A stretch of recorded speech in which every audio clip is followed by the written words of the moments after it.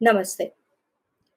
तालिबान के 100 दिन 26/11 मुंबई हमलों की प्रतिवार्षिक तिथि पे आज इस विषय पे चर्चा में आप सबका स्वागत है।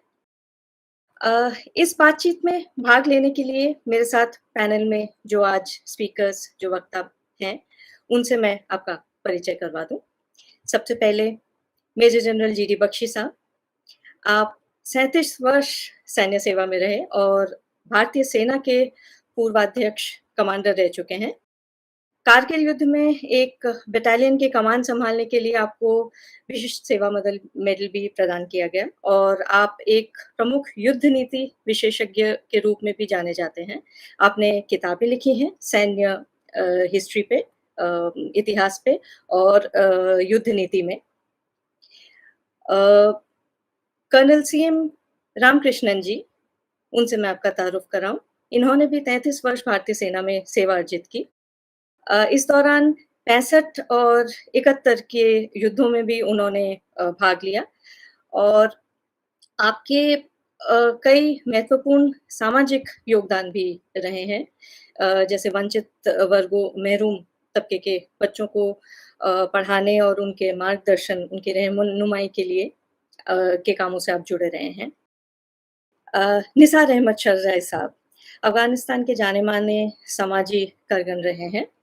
नॉर्दर्न अलायंस के प्रतिनिधि नुमाइंदे हैं और जिसका औपचारिक नाम है United Islamic National Front for Salvation of Afghanistan और जो कि तालिबान का मुकाबला करने वालों में अफ़गानिस्तान के सबसे अहम ताकतों में हैं। ललित अंबरदार जी, कश्मीरी हिंदुओं के अधिकारों के महत्वपूर्ण प्रतिनिधि हैं और राजनीतिक और सामाजिक कार्यकर्ता हैं, एक निडर, बेबाक लेखक और वक्ता हैं। मेरा पहला सवाल शरज़ाई साहब मैं आपके सामने रखना चाहूँगी। आपने कई बार इंटरव्यूज़ में ऐसा कहा है कि जो तालिबान का सपोर्ट बेस है, ये अफ़गानी लोगों में, जनता में बहुत कम है असल में।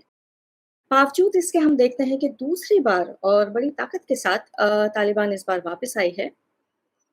क्या ये सिर्फ़ इसलिए मुमकिन हुआ है जिस तरह से अमेरिकी ताकत अचानक से वापस हुई? या कि आपको ऐसा लगता है कि एक तबका अफ़गानिस्तान में ऐसा है जो उनका किसी तरह से उनको सपोर्ट करती है? कई बार जैसे कई लोग होते हैं जो उनको फ्रीडम फाइटर्स की तरह शायद देखते हैं और अमेरिकी ताकतों को बाहरी ताकत की तरफ से उस नज़रिए से देखते हैं। या तो जो एक अहम फैक्टर है जिस पे हमेशा पाकिस्तान जिसको प्ले करना चाहती है वो है इस्लाम का या एक उम्मा का जज़्बा जो है उसके बिना पे अपनी पकड़ बनाए रखना। ये क्या फैक्टर्स रहे होंगे या आपको लगता है ये पूरी तरह एक सिर्फ़ पॉलिटिकल फेलियर रहा? जिस तरह से गवर्नमेंट उसको आर्मी उसको मुकाबला नहीं कर पाई। आपको क्या लगता है कि ये किस वजह से इतना एक पावरफुल टेकओवर हुआ तालिबान का? नमस्कार। प्रोग्राम में सब दोस्तों के लिए, जनरल साहब बख्शी के बाकी सब दोस्तों के लिए सलाम, नमस्कार। थैंक यू वेरी मच कि मुझे दावत दिया इस इस प्रोग्राम में। देखिए, तालिबान कोई पावर नहीं है, कोई बहुत एक बात है कि जनरल साहब बख्शी भी जानता है, अफ़गानिस्तान लोग 99% मुसलमान लोग हैं। 1975 से लेकर पाकिस्तान और अमेरिका मिलकर इसी इस्लामी जज्बे को इस्तेमाल किया अफगानिस्तान के खिलाफ। अफगानिस्तान जब हमारा party Afghanistan democratic party, people party कुदरत में था, सरकार हमारा था, हमारे खिलाफ ये लोग को इस्तेमाल किया कि अफगानिस्तान डेमोक्रेटिक पीपल पार्टी रूस के साथ थे, रूस कम्युनिस्ट है, काफिर है।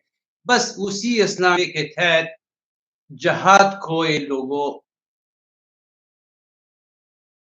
बिना नियत ना हमारे सरकार के खिलाफ इसी जहादी ग्रुप्स हैं, अल-कायदा भी इसमें पैदा हुआ। बस यही जिहादी ग्रुप जब अफ़गानिस्तान में 92 आया, फिर लोगों को आपस में लड़ाई में डाला। इसी लड़ाई के बीच ये लोगों को बीच से तालिबान बनाया। तालिबान आया, तालिबान ज़्यादा पावर नहीं था। तालिबान में कल रात भी एक इंटरव्यू में अफ़गानिस्तान टीवी चैनल के साथ एक बहुत लीडर था तालिबान का, मैं साफ-साफ उसको कि बनाने भी अमेरिका है। 20 दिन में जो आपको सपोर्ट किया भी अमेरिका था, अभी फिर कुदरत लाने में आपके लिए अमेरिका मदद किया। अगर अमेरिका का मदद नहीं था तो आप कभी नहीं सोच सकते थे कि इस तरह जाए अफ़गानिस्तान पर कब्ज़ा करें। अभी तालिबान किसी बड़ा पावर नहीं है। बात ये है कि अफ़गानिस्तान का लोग का इतना अ परेशान किया है, लोग अभी-अभी अपनी रोटी के लिए परेशान है, मोहताज है बहुत लोग। सुसाइड धमाके से लोग डरते हैं, इसलिए लोग कुछ क़याम भी नहीं कर सकता है। अभी मैं खोल के बताता हूँ, बार-बार बोला है, कल भी बिल्कुल तालिब लीडर के सामने मैंने बोला कि ना अभी 90% अफ़गानिस्तान लोग तालिबान को नहीं चाहता है। तालिबान अफ़गानिस्तान में जगह नहीं है तालिबान के लिए और ये लोग मैं सोचता अगर पाकिस्तान, चाइना अभी पाकिस्तान, चाइना और पीछे छुप के अमेरिका भी मदद कर रहा है। अमेरिका भी छुप-छुप अभी तालिबान लीडरों के साथ मीटिंग कर रहे हैं, बातचीत चल रहा है। अमेरिका फिर चाहता है कि जो बेस बनाया है अंदर अफ़गानिस्तान के अंदर, ये 20 साल में अमेरिका किस चीज़ में बिज़ी था? उसके संभालने के लिए मुल्ला बरादर के ग्रुप का ड्यूटी था अमेरिका की तरफ से। बहुत भरोसा उसी लोग के ऊपर था। अभी वो भरोसा हाथ से गया अमेरिका का। फिर अमेरिका कोशिश कर रहा है कि वो भरोसा फिर उसके हाथ आ जाए और अगर उसी तरह अमेरिका के मन में नहीं हुआ, आप याद रखें कुछ महीनों में फिर अमेरिका करता है अफ़गानिस्तान के ऊपर। इसी के अमेरिका 20 साल में जो बनाया, उसको सँभालना अमेरिका के लिए बहुत ज़रूरी है। कल रात मैंने अमेरिका एक टीवी चैनल में सुना, हो सकता है कि एक बार फिर अमेरिका अफ़गानिस्तान में अटैक करे। क्यों अटैक करे? इसी के वो 20 साल क्या बनाया? हम अफ़गानियों जानते हैं। मैं 40 साल से पॉलिटिक्स में हूँ। हमारा पार्टी 50 साल पहले जब हुआ था कि इम्पीरियलिज़्म अमेरिका, यही अमेरिका इम्पीरियलिज़्म अफ़गानिस्तान और इसी तरह जो हमारे पार्टी की तरह लोगों के लिए काम कर रहा था, इनका दुश्मन था, अभी भी दुश्मन है। उसी तरह जो पॉलिटिक जो अफ़गानिस्तान का है, उसी का वो चाहता है कि रूस के खिलाफ, चाइना के खिलाफ, ईरान के खिलाफ और पूरा एशिया में अमेरिका के लिए काम आता है। इसलिए हमारा लोग 40 साल में लड़ाई में बिज़ी था। कितना लोग मर गया, कितना लोग बेघर हो गया, कितना लोग अपनी वतन के छोड़ कर भाग गया। अभी अमेरिका सादा ये सब कुछ हाथ से नहीं देता। अमेरिका देखता है कि अगर तालिबान उसमें उसका बात मान गया, उसका जो बेस बनाया, उसको सँभाला तो ठीक, अगर नहीं किया तो फिर अटैक करते। अभी बीच में पाकिस्तान आया और चाइना। पाकिस्तान तो वैसे अमेरिका और इंग्लिश का गुलाम है। वो पैसे के बदले हर काम कर सकता है। चाइना पाकिस्तान को और पाकिस्तान भी चाइना के दौर में नाचते हैं पैसे के लिए। अगर चाइना ज़्यादा दखल-अंदाज़ी कर दिया, अमेरिका फिर अटैक करने का चांस है अफ़गानिस्तान। इसे को बहुत सारे अंडरग्राउंड बेस बनाया है 20 साल। उसको सँभालने के लिए कुछ भी करता है। देखिए, तालिबान का सब पावर हो सकता है अभी एक तो कहना है कि 1 लाख कितना है, 1 लाख नहीं, ज़्यादा से ज़्यादा 50-60 हज़ार। अफ़गानिस्तान में लोग को इतना परेशान किया है कि किसी के पास इतना हिम्मत है 6 मिलियन लोग रहते हैं। 6 मिलियन लोग में 1 मिलियन सब जवान हैं। ये जवानों अगर एक दिन निकल जाएँ कि मैं बार-बार अभी एक प्रोग्राम बनाया कि इन लोगों को समझाया कि निकाल निकाल लीजिए। अटैक करें तालिबान के ऊपर। अगर 1 मिलियन जवान है। 1 मिलियन जवान से 1 लाख जवान अगर एक दिन, एक साथ निकल गया बस एक डंडे के साथ, काबुल के अंदर हो सकता है 20,000 तालिब ना हो। 1 घंटा इसको गायब कर सकता है। बात ये है कि लोग के पास प पैसे नहीं, लोग अपनी रोटी पानी-रोटी के लिए परेशान हैं। कोई सपोर्टर नहीं है अफ़गानिस्तान के लिए। अगर अमेरिका के ऊपर लोग खुशहाल था कि चलो अमेरिका आया, अभी हमारा रोज़गार ठीक हो जाता है, अमेरिका भाग गए। अमेरिका खुद गद्दार निकला। अभी किसी और नहीं, इंडिया भी खामोश है अभी तक। अकेला नॉर्दर्न अलायंस है। और तालिबान इतना वहशी व दरिंदा है कि हर दिन लोगों को ट्रेन में लगा सिटी के अंदर लोगों को जवानों को फांसी देता है और लोगों के सामने लाता है, डर फैलाने के लिए। सरेआम लोग को गोली मारता है। एक डर फैलाना है, इस डर की वजह से अभी लोग सोचता है कि कोई सपोर्टर भी नहीं, आगे मेरे परिवार का क्या हो जाता है। और इंडिया भी खामोश। पाकिस्तान अभी अफ़गानिस्तान के अंदर बहुत आगे गया। इंडिया बिल्कुल पीछे गया। इंडिया अभी तक कुछ नहीं किया है। नॉर्दर्न अलायंस जो अभी अफ़गानिस्तान चुका है। अभी जो इसी हफ्ते में काबुल के अंदर नॉर्दर्न अलायंस का ग्रुप ए बन गया। छुप के जवानों वो गुरुलाई लड़ाई शुरू किया है। अगर इन लोगों को सपोर्ट हो जाए, मैं सोचता हूँ 2-3 महीने एक तालिब नहीं रहेगा। पूरा चाइना और पाकिस्तान का अगर पीछे भी हो। भगवान सच करे बात ये जो आप उम्मीद करते हैं वैसा ही हो। मैं अगला आप ही से पूछूँगी इसी लाइन पे कि आप नदर्न अलायंस की क्या पॉसिबिलिटीज़ देखते हैं जिन लोगों की आपने बात की कि इतना बड़ा यूथ पॉपुलेशन है, उनको संगठित करके एक्चुअली एक रेज़िस्टेंस तैयार करने का और अमेरिका तो आपने बोला कि वो सिर्फ़ अपने ग्लोबल पावर के मतलब से और पाकिस्तान अपने मतलब से है। तो कौन-सा ऐसा पावर है जो आप समझते हैं कि सहायक हो सकता है आपके इस इसमें अ, एफर्ट में? देखिए 96 में जब तालिबान आया, इसी यही पाकिस्तान और सब जानते हैं कि तालिबान को बना दिया अमेरिका, ये सब पीछे अहमद शाह मसूद अकेला कमांडर था और पंजशेर बहुत एरिया अफ़गानिस्तान का बहुत एरिया तालिबान के पास। पैसा भी नहीं था, इस तरह टेक्नोलॉजी भी नहीं था, कुछ नहीं था, कोई हेल्प नहीं कर सकता था, एक जज़्बा था। मैं आइडियोलॉजी के लिहाज में मैं एक डेमोक्रेट इंसान हूँ और मैं एक डेमोक्रेटिक इंसान हूँ और मटेरियलिस्टिक सोच है हमारा और अहमद शाह मसूद का आइडियलिस्ट जो बहुत मज़हबी इंसान था, उसमें इख्तिलाफ भी था। फिर भी मैं अहमद शाह एक जज़्बा देखा, इसलिए मुझे पसंद है। जज़्बा वतन के लिए था। अकेला अकेला वतन के लिए लड़ा, अकेला मुक़ावमत किया, लोगों को भरोसा दिया, लोगों के साथ काम किया, हर कौम से अपनी साथ ले लिया और उसी जज़्बे के तहत तालिबान और पाकिस्तान का मुकाबला कर दिया और जीत गए। अगर उसके ऊपर कामयाब नहीं हुआ, लास्ट में उसको सुसाइड किया, मार डाला। अपने वतन के लिए जान भी दे दिया को पाकिस्तान का तस्लीम नहीं हुआ। अभी भी उसका बेटा है और साथ-साथ उसका कुछ पुराना साथी हैं। अफ़गानिस्तान के उसी तरह सोच का लोग नॉर्दर्न अलायंस में, जो अपने लिए, अपने वतन के लिए जान देता है। मैं अभी अगर अगर अफ़गानिस्तान के लिए काम करता हूँ, अगर मैं प्रोटेस्ट किया पाकिस्तान एम्बेसी के पास, अगर मैं हर दिन अफ़गानिस्तान टीवी चैनल और यहाँ से अपना फ़र्ज़ निभाता हूँ कि वतन के लिए जान भी दे दूँ। हो सकता है मुझे कुछ हो जाए, बस ये जज़्बा है हमारा ज़हन में। इसी तरह लोग नॉर्दर्न अलायंस और अभी पाकिस्तान के खिलाफ लड़ाई में भी है।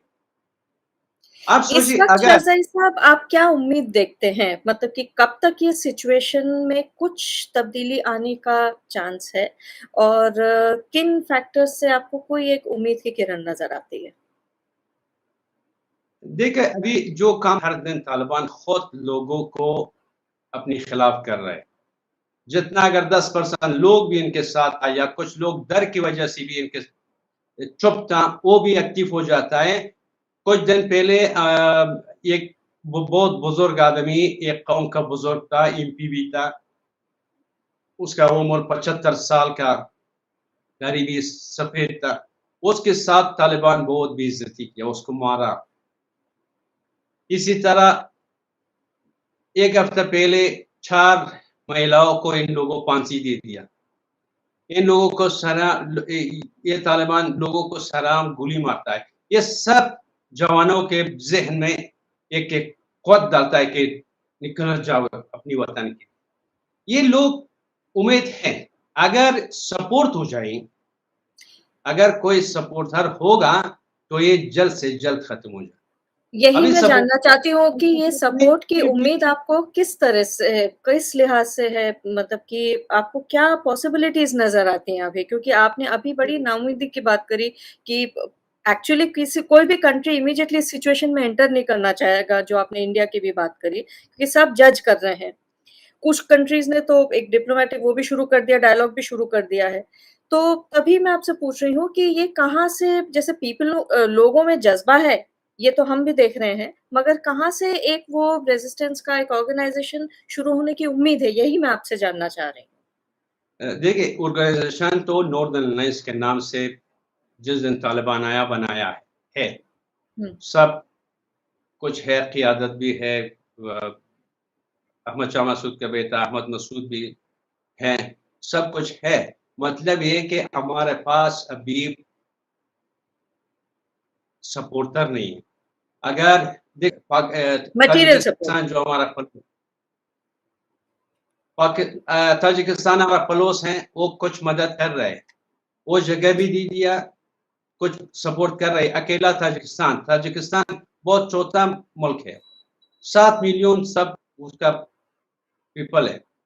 वो कुछ सपोर्ट कर रहे हैं, कुछ नॉर्दर्न अलायंस के साथ देता है। अभी दूसरी बात, एक तरफ पाकिस्तान है, एक तरफ इंडिया। पाकिस्तान भी अफगानिस्तान का दुश्मन और दुश्मन। कहते हैं कि दुश्मन का दुश्मन दोस्त होता है।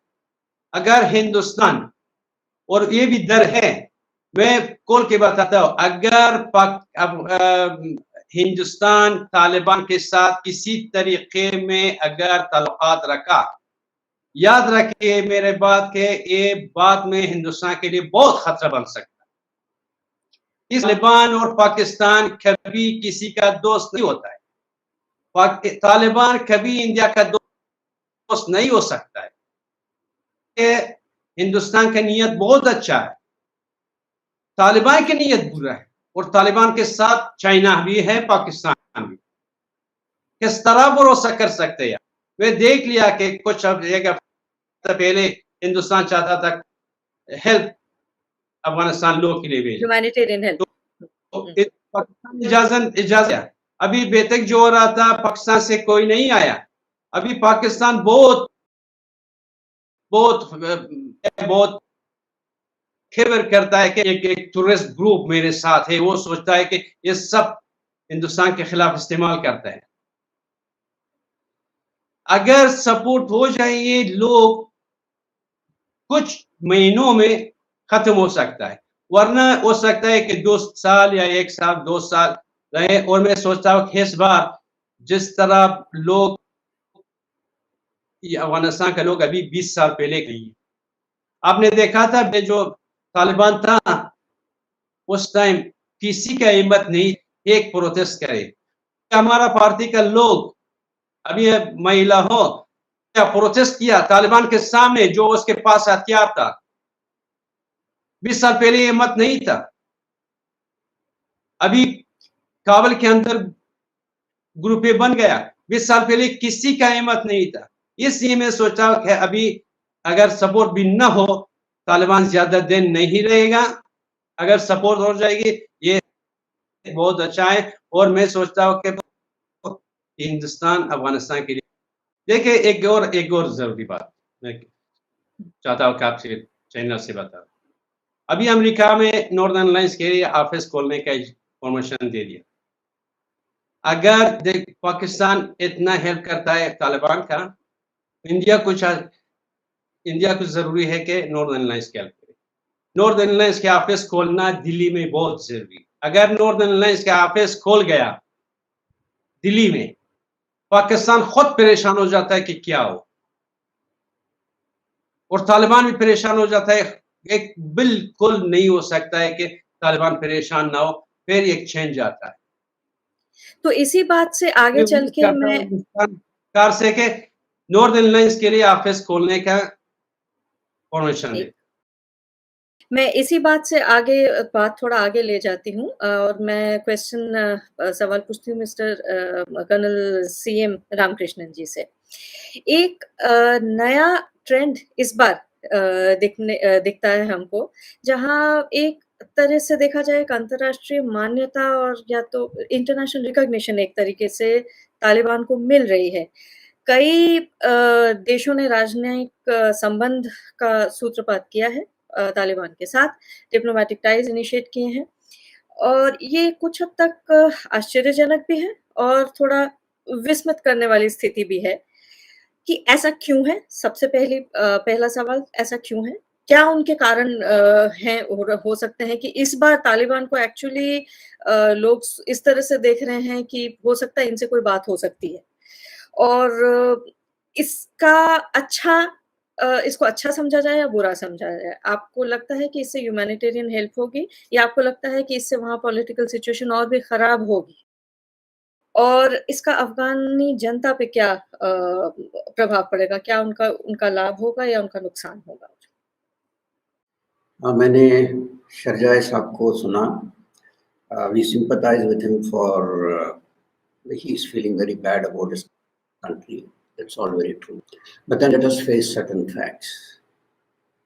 हमें कुछ चीज़ें हमें समझना ज़रूरी है। 96 में जब तालिबान अफ़गानिस्तान में गए, they were welcomed by people in Afghanistan. उसके बाद उनका जो बर्ताव जो था, उसके वजह से लोग तंग आ गए थे। अगर तालिबानी जो है, ओसामा बिन लादेन को अपने पास नहीं रखते और अमेरिका को नहीं बोलते कि हम इसको नहीं छोड़ेंगे, हमारा गेस्ट है, तो ये अमेरिका शायद 2001 में ट्विन टावर के बाद अफ़गानिस्तान में शायद जाता ही नहीं। It is a fact. America तब गया अफ़गानिस्तान में जब उसको नुकसान हुआ। अफ़गानिस्तान से, पाकिस्तान से टेररिस्ट हमारे हिंदुस्तान के ऊपर आते ही रहे हैं and India was like a sponge, ठीक है, and nobody bothered about it. अभी इस दफ़ा में दूसरी बात हमें ये समझना है, Pakistani army thinks that Afghanistan जो है उसका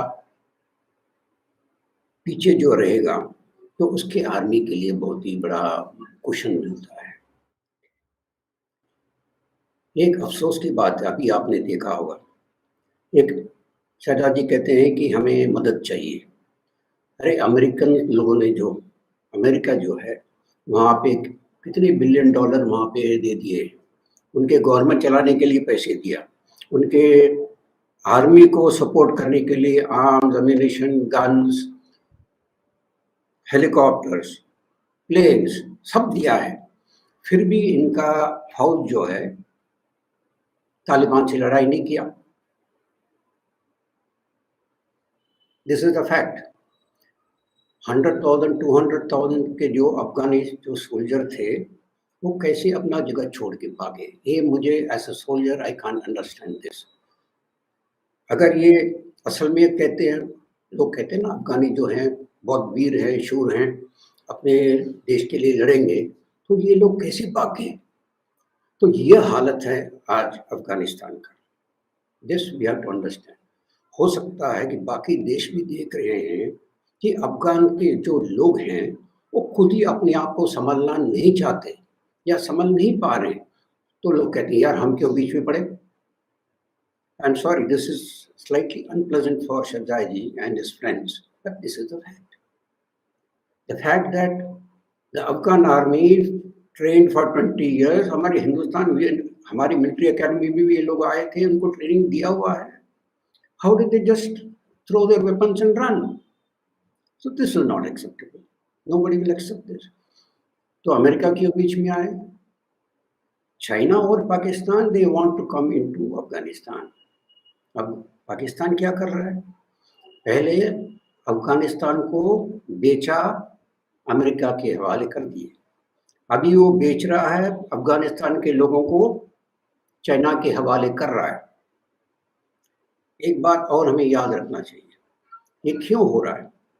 Afghanistan is the centre for 95% जो है, 95% क्या बोलते हैं, alright. So of opium comes from Afghanistan. That's about $300 billion. So Pakistani generals have been eating that and being very happy. How many billions were eaten by the Americans? I don't know. Now the Chinese generals would love to come and take that. Nobody comes to Afghanistan for nothing. And Afghanistan society has been completely corrupted because of this opium drug trade. Now, who would like to go inside? And so far as we are concerned, India is concerned. So what I'm saying is, we have no direct access to Afghanistan. We have no major interaction with the people of Afghanistan. Yes, people have been coming, we have been accommodating them, but this is the fact. So far as Northern Alliance is concerned, we had given a lot of support to them, no doubt about it. Today, the former vice president is there in the Northern Alliance, and maybe we can support him, but it has to go via Tajikistan. He can't go directly. Now tell me, how far should India go to help out a country which does not appear to be in a position to take care of itself, nor is supposed to be interested to take? If सरदार जी कहते 1 लाख जवान खड़े हो जाएंगे तो तालिबान उड़ जाएगा, मगर इनको खड़ा कौन करेगा? It has to be done from within. You want somebody from outside. एक प्रोफेशनल आर्मी जो खड़ी करी थी अमेरिका ने, वो कैसे सामना नहीं कर पाई, ये एक बहुत बड़ा सवाल है दुनिया के सामने. Yes. So you are expecting that India should go and sort out these people. How can we? If Americans don't do it for 20 years, you expect India to do that? Okay, we can give you help. We can give help to the people of Afghanistan. We can send medicine, we can send food, we can send drugs. Yes, but what is the surety that it will not land up with Taliban? With the Taliban. And आपने Taliban के photo देखे? None of them looks, none of these Talibani hordes, कोई भूखा प्यासा लगता है देखने में. मोटे चंगे हैं, तगड़े तगड़े हैं, and anything we go will be eaten up by these fellows or by Pakistan en route. That's what the facts are. So we would love to help the Afghans. We would love them. We would like to help them. But then how do we do it? Unless Afghans themselves do not help themselves. उनको अपने आप में खड़ा होना जरूरी है. ये कब होगा? घूम फिर के फिर सवाल इसी पे आता है कि ये जो चीजें जो घूम फिर के सवाल इसी पे आता है कि जनता का एग्जैक्टली अफगानी लोगों का क्या माइंडसेट है, ये अभी पता करना बाहरी ताकतों के लिए थोड़ा मुश्किल भी हो रहा है, और किस लिहाज से हेल्प किया जाए. क्योंकि एक और चीज है कि जो साधारण चीजें जो हमको बहुत शॉकिंग लगती हैं, कई चीजें ऐसी चीजें हैं जो मतलब कि लोग मतलब हमें शॉकिंग लगती है, पर जो शरिया के उससे अगर देखा जाए ये बात सही है. चाहे एक इंतहाई तौर पे हो, मगर अगर शरिया कानून के हिसाब से देखा जाए तो कई लोग ऐसे हैं जो एक्चुअली तालिबान को सपोर्ट करते हैं, कम से कम आइडियोलॉजिकली. इसीलिए मतलब वो अंदर आ पाई इतनी जल्दी वापस. ये एक फैक्टर है जो हर बाहरी ताकत जो इंटरवीन करना चाहेगा वो हमेशा अपने दिमाग में रखना चाहेगा. मेरा अगला सवाल मेजर जनरल बख्शी साहब से है. सबसे पहला तो मैं आपसे एक विश्लेषण चाहूँगी ये अमेरिकी वापसी को लेके, कि जिस तरह से इन्होंने किया कितना आपके हिसाब से ये सडन था और कितना लॉन्ग टर्म प्लान किया था? कितना उन्होंने आपको लगता है कि आर्मी को प्रिपेयर किया था, अफ़गानिस्तान की आर्मी को? और दूसरा कि जिस तरह से उन्होंने सडनली विथड्रॉ किया ये इसके ऊपर एक अगर आप एनालिटिक एक कमेंट दे पाएँ और दूसरा कि जो मौजूदी ताकतों का समीकरण है इस वक़्त अफ़गानिस्तान पे अमेरिका के विथड्रॉल के बाद वो आप कैसे पर्टिकुलरली रशिया और अमेरिका के अब सक्रिय प्रभाव का अभाव है वहाँ पे, तो अब पाकिस्तान को ध्यान में रखते हुए, चाइना को ध्यान में रखते हुए, अभी क्या मौजूदा ताकतों का क्या समीकरण है? सबसे पहले I do not agree with some of the assertions made by my colleague कि अफगानिस्तान की फौज मेल्ट अवे हो गई, ये सब हो गया। Look, the Americans का जो रोल रहा है बहुत ही it has been a horrible role. It looks like that they had काफी पहले ट्रंप के टाइम में डिसाइड हो गया था कि विड्रॉल करना है, we have to face China. और वो चाइना को केवल सी फ्लैंक से फेस करना चाहते हैं। अगर आपको चीन से लड़ना है, शिनजियांग उसकी सबसे बड़ी वल्नरेबिलिटी, और वो वल्नरेबिलिटी को आपने एक्सप्लॉइट करना है, आपको अफगानिस्तान में होना जरूरी। मुझे ये geostrategically it makes no sense. You want to take on China and yet you want to आपने बगराम का एयरबेस छोड़ दिया और वहां पे अभी चीन आना चाहता है, तुर्की आना चाहता है, ठीक है। ये जो सवाल है कि अफगानिस्तान की फौज मेल्ट अवे हो गई, साहब it was made to melt away. सबसे ज्यादा जो हरामजादगी की है वो खलीलजाद साहब ने की है। ही sold out the Afghan government, the Afghan people and the Afghan army. Orders were given through this thing to not fight, okay, to not fight. And then Pakistan ki ISI met all these commanders in the various provinces. They said America has sold us out, sold you out to us, okay. There is no point fighting, there is no point fighting. And not a shot was fired, and they were on orders given through Ghani. They were made to surrender. America has played a bloody shameful role because their intention long term is, उनकी intention है to Taliban का इस्तेमाल करो for operations against China, against Tajikistan, central Asian states, Iran, Russia and India. ठीक है साहब, वो बड़े क्लियर हैं। $80 बिलियन के तो हथियार छोड़ गए इनके लिए। They orchestrated this total collapse. They never involved. Afghanistan की सरकार को कभी इन्वॉल्व नहीं किया टॉक्स। ये हो सकता है वो जो सारे जो तालिबान के कैदी थे वो छुड़वा दिए लास्ट मिनट पे आने के लिए। पाकिस्तान को पूरी छूट दी है।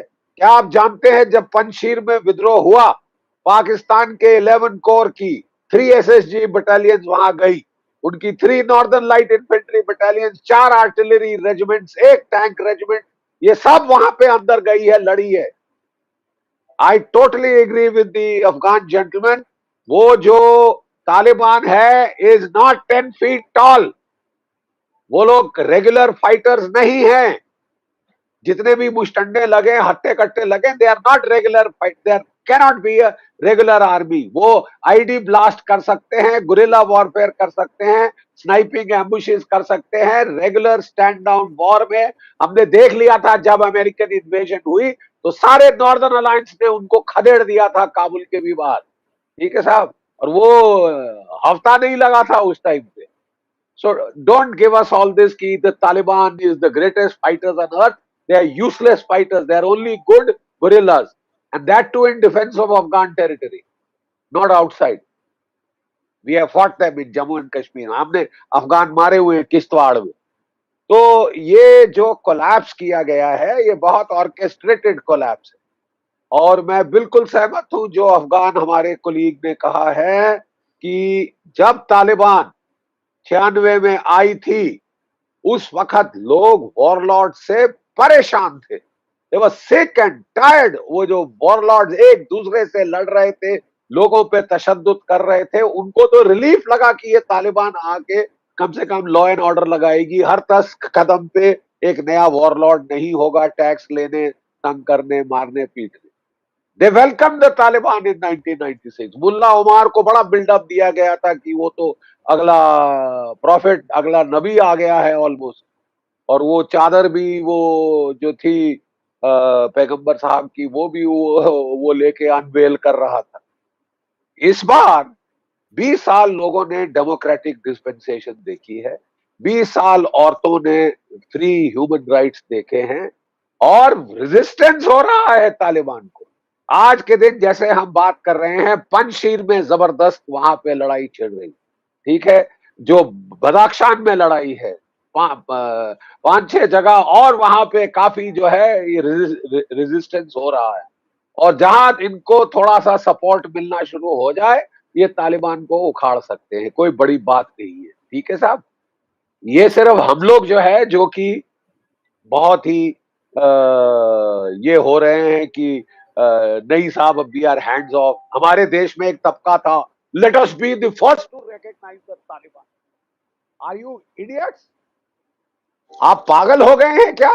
First to recognize the Taliban. आप समझते हैं कि आप स्वीट टॉक करेंगे हमारे डिप्लोमेट्स और तालिबान आपकी गोदी में आके बैठ जाएगी? वो कट्टर जिहादी हैं, वो पाकिस्तान ने खड़ा किया, पैसे दिए, हथियार दिए, और वो आपके साथ आएंगे। मतलब ये there is some deficit of using your brain. There was an outcry in from the foreign ministry, recognize Taliban, recognize Taliban। चीख चीख के हम लोगों को बोलना शुरू किया, साहब आप बेवकूफ बनोगे, आप उनको पैसे शैसे दोगे, आपकी जो standing credibility with the people of Afghanistan वो जिल्च जीरो हो जाएगी। ठीक है, now let me come to the question of what can India do. हमेशा हमें बोला जाता है कि साहब हम कुछ नहीं कर सकते, we have no borders with Afghanistan. माफ कीजिए, आपके पास 2 एयर बेसिस हैं ताजिकिस्तान, ठीक है, आपके पास ईरान के थ्रू दिलाराम दरांज हाईवे बनाई गई थी। किस लिए बनाई गई? बंदर अब्बास पोर्ट को किस लिए डेवलप किया गया? कि आप अमेरिका की ज्यादा परवाह करते हैं, and you want to cave in and lose an ally like Iran, but that's your problem. We are not here to serve the American interest, हमको अपने इंटरेस्ट देखने। And where there is a will there is a way. जब मैं military operation directorate में 2 बार सर्व कर चुका हूं, सीरा loan में भारत ने 20,000 से ज्यादा फौज भेजी, बीएमपी, टैंक शैंक सब कुछ थे उसके अंदर।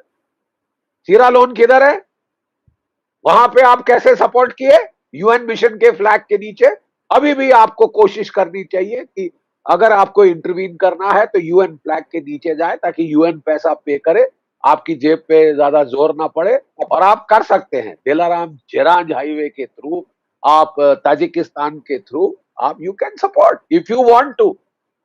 तो मैं The इसी पे will is आपको lacking. चंदन साहब एक एक सवाल मिनट, पूछूं, no, जो मेरा no, next just a minute, इसी से हाँ, हाँ। just let me finish. So what I am trying to tell you is कि you have to have the political will. Northern That's Alliance is coming ready to it. to fight. The Northern Alliance is ready to fight. They are fighting. You will have to support them. हाँ जी, कहिए। यही मेरा सवाल था जो आपने अभी बात करी कि आपको क्या लगता है कि पॉलिटिकल विल, डिप्लोमेटिक क्लैरिटी और मिलिट्री प्रिपेयर्डनेस अभी इंडिया में कितनी है इसी सिचुएशन को डील करने? This was actually my next question, मैं इमीडिएटली आपसे ही पूछ लेती हूँ रादर देन ब्रिंगिंग इन अंबरदास जी। इसी को प्लीज थोड़ा और एलैबोरेट कीजिए। देखिए, what prevents you when you know the threats, आपकी नेशनल सिक्योरिटी थ्रेट्स कभी इतनी हाई नहीं रही है। जी, this is not the time कि आप पेनी पिंचिंग करें, अब सारी इकोनॉमी फौज पे लगा दें और करोड़ों रुपए कहीं और बैंकों को रिवाइव करने में लगा दें, लाखों करोड़। लेकिन सारी जो वो पेनी पिंचिंग करनी है आपको, you can't do it for your armed forces. अब आपको थ्रेट्स बहुत है, you will have to expand the armed forces. Why can't you create out of area intervention capability? Air assault division की बात जब मैं एमओ डायरेक्टरेट में था तब हो रही थी, वो क्यों नहीं खड़ी हुई है? Why haven't you created the capacity? And मैं आपको कह रहा हूं, अगर आपको अफगानिस्तान पे इन्फ्लुएंस डालना है, प्लीज मेरी बात समझिए, you don't have to go to Afghanistan. Problem क्या है अफगानिस्तान में? पाकिस्तान। पाकिस्तान पे प्रेशर डालने के लिए आपको अफगानिस्तान के जरिए क्यों आना है? आपका ईस्टर्न फ्रंट नहीं है? आपकी लाइन ऑफ कंट्रोल नहीं है? आपका पूरा बॉर्डर नहीं है जिसपे आप पूरे स्ट्राइक कोर्स लगा के दबाव डाल सकते हो? ऐसी तैसी कर सकते हो आप पाकिस्तान की? अपने आप छोड़ के भागा आएगा अफगानिस्तान। आपने फरवरी इस साल में पाकिस्तान को सीज फायर दे दिया। क्यों? ताकि वो आराम से अफगानिस्तान पे कब्जा करे। अब वो अफगानिस्तान पे फतेह करके आपके सर पे चढ़ रहा है। लाइन ऑफ कंट्रोल पे इन्फिल्ट्रेशन पहले ड्रोन से भेज रहा था 2 साल, अब तो शरेआम इन्फिल्ट्रेशन शुरू की है, लोग रजौरी पुंछ वगैरह में भेजे। आपका सीज फायर कायम है। क्यों? क्योंकि अमेरिकन ने आपको बोला है कि पाकिस्तान को डिस्टर्ब नहीं करो। मतलब साहब, when we have to look after our interest. Very true sir. जी निसार अहमद जी, इस पे आपके व्यूज, अभी तक आपने सुना, आपके व्यूज दीजिए।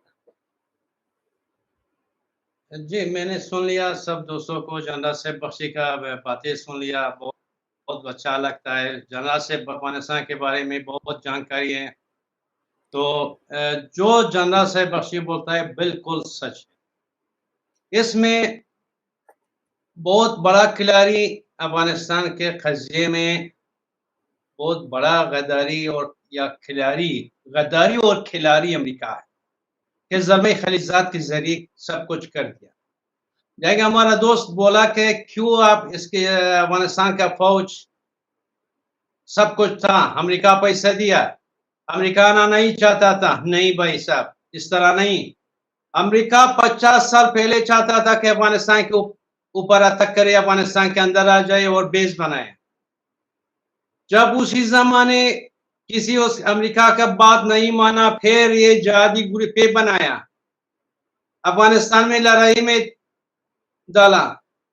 इतना लोग जो रिफ्यूजी हो गया, वतन छोड़ दिया, वतन से बाहर गया। कितना 2-3 मिलियन लोग शहीद हो गया, कितना जख्मी हुआ, कितना रोजगार खराब हो गया, कितना परेशान हो गया। ये सब एक बात का नतीजा है कि अमेरिका चाहता था कि अफगानिस्तान के अंदर इसका बेस मिले। वो अपनी फायदे के लिए, अपनी मकसद के लिए कुछ भी किया। मुजाहिदीन बनाया, अलकायदा बनाया, ये सब अमेरिका का खेल है। आप नहीं जानते, अमेरिका के पास इतना पावर नहीं कि ओसामा बिन लादेन कहां पर है उसको ढूंढ ले। वो नहीं कर सकता था कि मुल्ला उमर कहाँ है। मुल्ला उमर को खुद बनाता है, फिर मुल्ला उमर के पीछे भागते हैं। तालिबान को खुद बनाता है, फिर तालिबान के पीछे भागते हैं। देखो अफगानिस्तान में जब अमेरिका आया, 1,20,000 फौज के साथ आया, नेटो के साथ, और तालिबान 20-30 हजार नहीं था। अमेरिका के पास इतना पावर नहीं था कि 20 साल में 20-30 हजार लोग को खत्म करे। हाँ, अमेरिका यही तालिबान को संभाला इसी दिन के लिए। अमेरिका जब अफगानिस्तान आया, देखो अगर अफगानिस्तान सरकार को पैसा दिया, सरकार अफगानिस्तान में किसके हाथ था? अमेरिका जो चाहता था वो प्रेसिडेंट हो जाता था। करज़ई एक कारीगर था अमेरिका में। करज़ई का इतना औकात नहीं था कि वो आ जाए और प्रेसिडेंट बन जाए। एक आम आदमी का जो इतना उसका वीडियो नहीं था, उसको लाया हमारा प्रेसिडेंट अशरफ गनी। ये सब अनोखा था। बात ये है, असली बात के आप सोचे कि अगर बच्चे को पैसा देता है, चलो ये पैसा ले, दूसरी तरफ कुछ और किसी और को भी पैसा देता है, उसको बोलता है कि तुम खर्च करो, इसको बोलता है खर्च मत करो। इसी तरह था, पैसा दे दिया, वो पैसा चोरी हो गया, पैसा बाहर गया अफगानिस्तान से। अफगानिस्तान के अंदर काम नहीं किया, फौज बनाया और फौज के पास अच्छा हथियार नहीं था। जो हथियार हथियार जो अच्छा था रूस के ज़माने अफ़गानिस्तान में था, पहले शुरुआत में जब अमेरिका आया, वो सब हथियार जो काम आ रहा था हमारा फ़ौज में, वो अच्छी तरह काम कर रहा था। उसको डीडीआर के एक बरनामे के तहत सबको खराब किया। लोग से ले लिया, पैसे खरीदा, सब कुछ ले लिया और बस इस तरह हथियार दिया कि एक घंटा में नहीं चल रहा था। तो फौज को इजाजत नहीं दिया कि तुम लड़ाई करो। अभी जो आया हमारा फौज के पास इतना हिम्मत था, जानबूझकर किसी को इजाजत नहीं दिया कि ये सब अमेरिका और खलीजात का साजिश था, लड़ाई मत करें, चुप के इनके हवाले करें, वरना इतना आसान। इसी सिचुएशन में मेरा जो एक मेन सवाल आपसे था कि आपको ये जो इस सिचुएशन का स्पिल ओवर किस तरह से नजर आता है इन टर्म, पर्टिकुलरली अगर कश्मीर में देखें, बिकॉज हम ये जानते हैं कि वो जो डेट्रिटस है कश्मीर, ये अफगान सिचुएशन का, ये लोग कश्मीर में आते रहे हैं। रिसेंटली हमने देखा कि कश्मीर में ये आतंकी हमले हुए और एक बड़े स्पेसिफिक टाइप के हुए, targeting the non Islamic this thing communities. तो कितना ये अफगान सिचुएशन की वजह से है, और अब क्या आप एक रीजनल इस्लामाइजेशन की टेंडेंसी इसकी देखते हैं इन परिस्थितियों में, उसकी एक आशंका आपको नजर आती है? बहुत अच्छा आपने जो इस्लामीकरण हुआ, इस्लामाइजेशन जो आप दिख रही है, ये अच्छा आपने टच किया है, क्योंकि मैं अभी जितना कुछ सुन रहा था, बड़े इनपुट्स, बड़े इंटरेस्टिंग इनपुट्स आए और बड़ी वाजिब इनपुट्स आए हैं। लेकिन मैं सोच रहा हूँ कि हमने किसी हद तक हमने नजरअंदाज किया कि अफगानिस्तान में जो कुछ हो रहा है, जो पिछले 40 साल से जो वहां पे हो रहा है, उसकी बुनियाद किस आधार, किस चीज पे है? वो इस्लामीकरण पे है। जिहाद की जो परिस्थिति है वो कैसे उत्पन्न हुई और उसकी वजह से अफगानिस्तान में क्या हो रहा है, उसकी वजह से हिंदुस्तान के ऊपर क्या असरात हो सकते हैं, वो जानना बहुत जरूरी है। आपको याद रखना होगा कि अफगानिस्तान एक मैं उन पश्तूनों को जानता हूं, जो उन अफगानियों को जानता हूं, वो कहते थे मन अफगानियास, मुसलमान वो तो बोलते थे बाद में है। ये थी परिस्थिति वहां पे। ट्राइबल थे, उनके अपना कल्चर था, औरतों के अपने कल्चर थे, नाच गाना होता था, सब कुछ होता था। लेकिन जब वहां पे कम्युनिस्ट टेक ओवर हुआ, कम्युनिस्टों के आपस में, मैं बड़ी इज्जत के साथ हमारे यहाँ जो रिप्रेजेंटेटिव अफगानिस्तान के, उनको याद दिलाना चाहता हूँ, जंग तो कम्युनिस्टों ने भी आपस में की है। परचम और खलक पार्टी कम्युनिस्ट पार्टियां थी, आपस में उन्होंने लड़ाई की। तभी सोवियत यूनियन को, यूएसएसआर को इंटरवीन करना पड़ा। वो आए अंदर। सर मैं कंप्लीट करूं फिर आप बोलिएगा। सोवियत यूनियन ने इंटरवीन किया, लेकिन उन्होंने वहां पे वाकई तौर पे डेवलपमेंट की, लोगों के साथ काम किया। वहां पे काबुल में माइक्रो रेयन है, एक वहां पे सोसाइटी, एक हाउसिंग कॉलोनी उन्होंने डेवलप की वहां पे। ये वजह थी, ग्रेट गेम की वजह से वहां पे जो अफगानिस्तान के अंदर दुरानदान, एक बड़ी हिस्ट्री है इसके अंदर। पश्तूनों को डिवाइड किया गया, दुरानदान के दोनों तरफ इनको डिवाइड किया गया। लेकिन सोवियत यूनियन का जो रोल था पॉजिटिव था, पब्लिक उनके साथ मिल रही थी, डेवलपमेंट हो रही थी, सब कुछ हो रहा था वहां पे। लेकिन यही गया इनको, पाकिस्तान को और अमेरिका को, कि ग्रेट गेम जो पिछले शतक से चल रही थी, उसको उनको लगा कि अब ये ब्रीच हो रही है अफगानिस्तान के द्वारा। सोवियत संघ जो है अब ये साउथ ईस्ट एशिया की तरफ आ सकता है। तो इस्लाम के नाम पे दुनिया भर के मुसलमानों को मुजाहिदीन के नाम पे खड़ा किया गया सोवियत संघ के खिलाफ। पहली बार जो शुरुआत हुई जिहाद की अफगानिस्तान में, इस्लाम के नाम पे। बार बार बता रहा हूं, अफगानियों को जो कहते थे पहले कि मुझे फख्र है कि मैं अफगानी हूं, मैं पठान हूं, मैं ताजिक हूं, मैं पश्तून हूं, और बाद में मुसलमान हूं, लेकिन वो बदल दिया गया इस्लाम के नाम पे उनको कि इस्लाम खतरे में है, इसलिए कम्युनिस्ट सोवियत के साथ लड़ना है। तो सारी दुनिया भर के जितने मुजाहिद थे, रैम्बो के नाम से उनको कंसोलिडेट किया और वहां पे अफगानिस्तान के अंदर वहां पे जंग हो गई। तो अब जो चल रहा है 96 में, जब तालिबान जो तैयार किए गए थे, नसरुल्लाह बाबर, मेजर जनरल नसरुल्लाह बेनजीर भुट्टो ने इनको तैयार किया, खाली अफगानिस्तान के लिए नहीं। पाकिस्तान की शुरुआत से कोशिश रही है कि अफगानिस्तान के अंदर घुस जाए, और अफगानिस्तान के द्वारा सेंट्रल एशिया में भी नजर है कि सेंट्रल एशिया में घुस जाए। उनकी वो जो जिसको स्ट्रेटेजिक डेप्थ के नाम से बताया जाता है। तो उन्होंने तालिबान को क्रिएट किया, क्योंकि उनको लगा था कि मुजाहिदीन भी आपस में लड़ने लगे थे, जिन मुजाहिदीनों ने सोवियत संघ के साथ जंग की थी। ये गुलबदीन हिकमतयार गुलबुद्दीन हिकमतयार हिजबे इस्लामी का उसको बुचर ऑफ काबुल बोलते हैं। काबुल के ऊपर इतने रॉकेट दागे उसने उसने हजारों की तादाद में अफगानियों का कत्ल किया है। वो भी नॉर्दर्न वो भी अफगान वो सोवियत संघ के अगेंस्ट लड़ रहा था।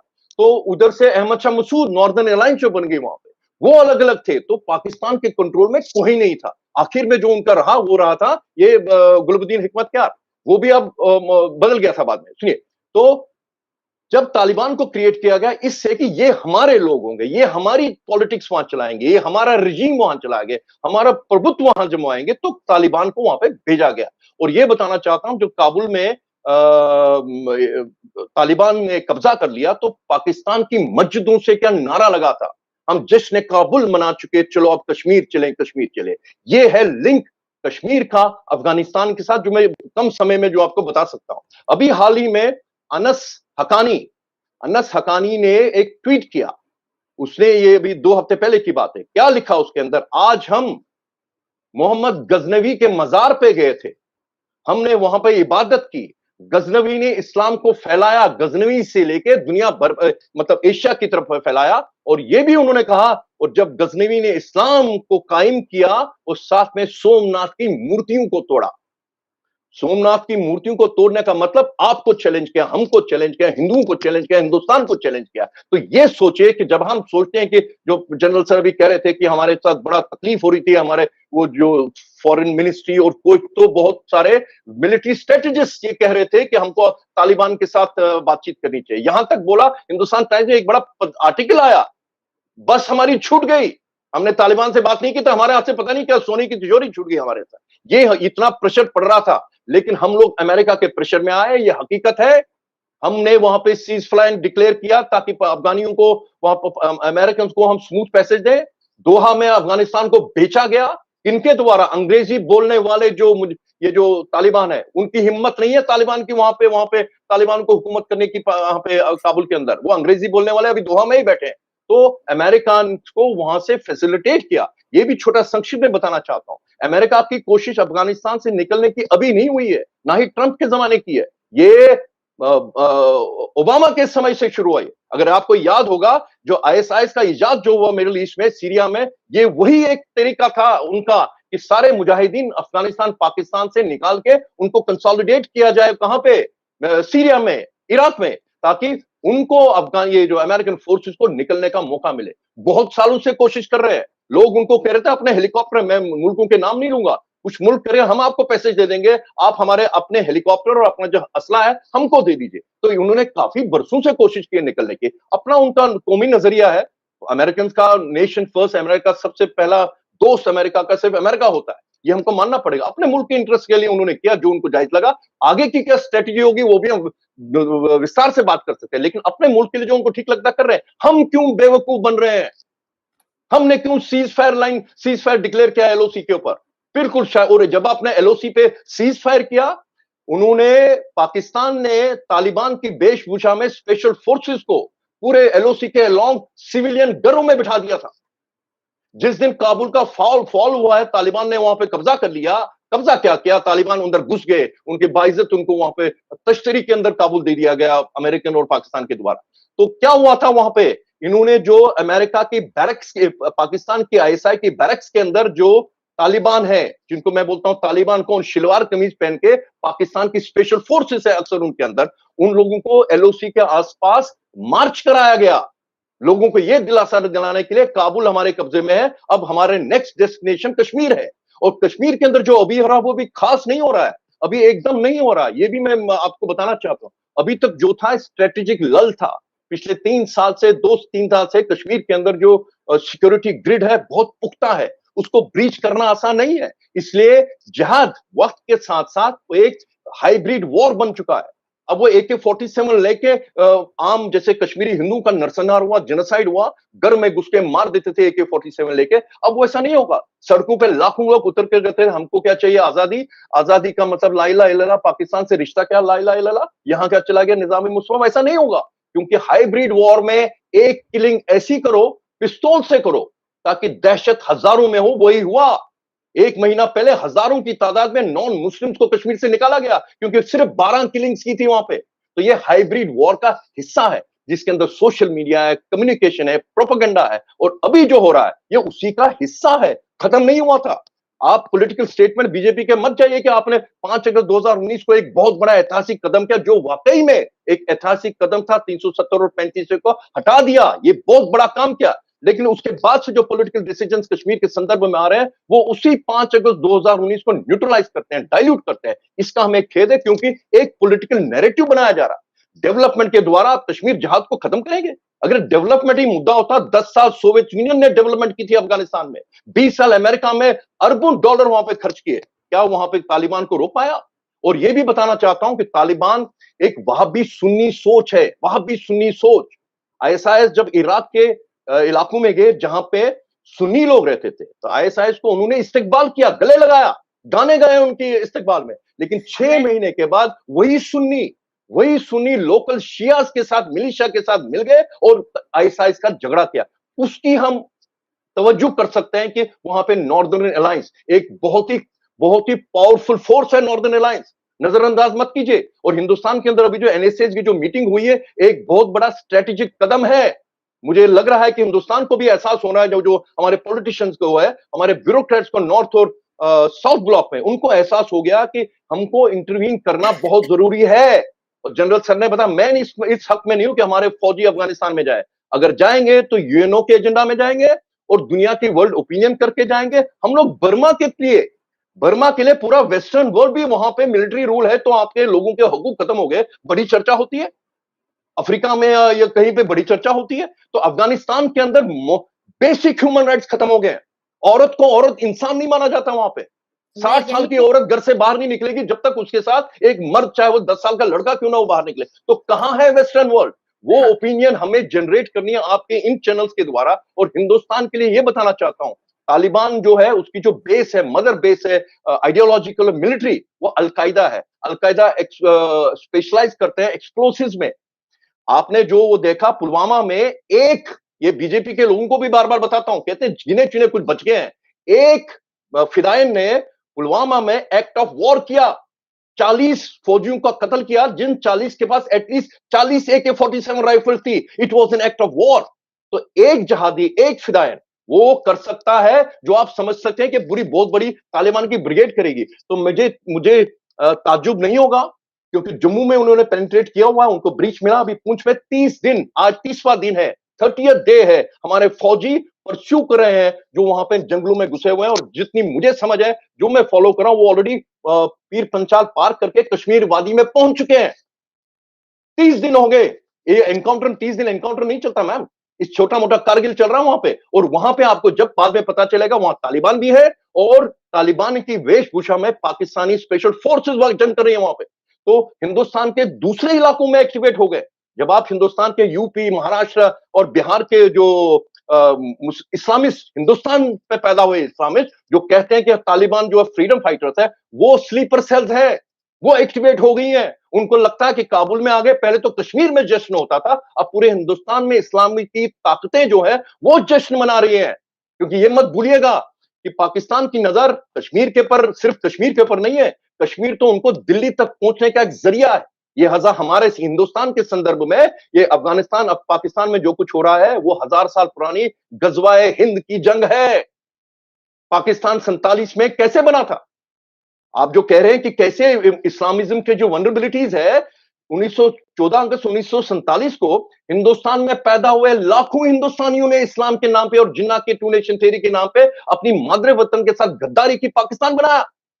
बिहार और यूपी के मुसलमानों ने, जिन्होंने प्रोविंशियल इलेक्शंस में जिन्ना को, रेफरेंडम को साथ दिया पाकिस्तान बनाने के लिए, वो ये नहीं सोच रहे थे कि हमें अपना सरहद पार करके कहीं जाना पड़ेगा। उन्होंने सोचा था जहां वो डाला पड़ेगा। तो इसलिए हिंदुस्तान के लिए बहुत खतरा है।